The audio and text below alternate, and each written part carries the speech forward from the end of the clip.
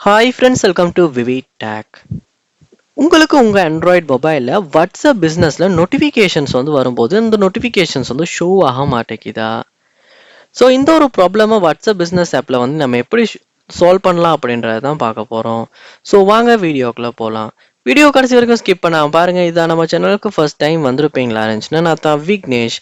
மறக்காம நம்ம சேனலை சப்ஸ்கிரைப் பண்ணிட்டு அப்படியே பார்த்துட்டு பெல் ஐக்கனையும் கிளிக் பண்ணுங்கள். அதாவது சம்டைம்ஸ் வந்து வாட்ஸ்அப் பிஸ்னஸில் உங்களுக்கு இப்படி ஒரு ப்ராப்ளம் இருக்கலாம்.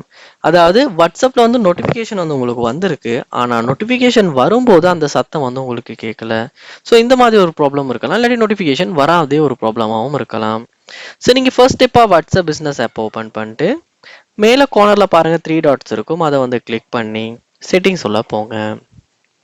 போயிட்டு இங்கே நோட்டிஃபிகேஷன் அப்படின்றத கிளிக் பண்ணிவிட்டு இங்கே மெசேஜஸ், கால்ஸ், குரூப்ஸ் அப்படின்றதுல ரிங்டோன், மெசேஜ் டோன் எல்லாமே செட் பண்ணியிருக்கீங்களா அப்படின்றத சரியாக செக் பண்ணி பாருங்க.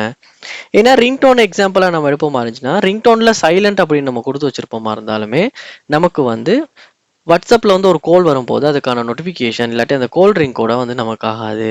ஸோ அதனாலையுமே வந்து நமக்கு வாட்ஸ்அப்பில் வந்து நோட்டிஃபிகேஷன் வராத ஒரு ப்ராப்ளமும் ஃபேஸ் பண்ணுவோம்.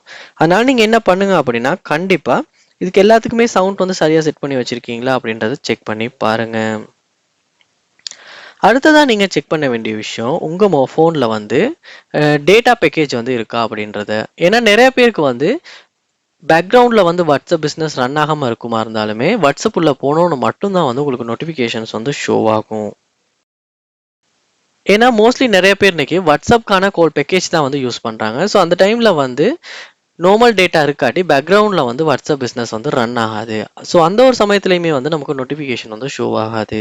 ஸோ செக் பண்ணி பாருங்கள். அடுத்ததாக வந்து நீங்கள் என்ன பண்ணுங்கன்னா உங்கள் ஃபோனில் செட்டிங்ஸ் உள்ள போங்க.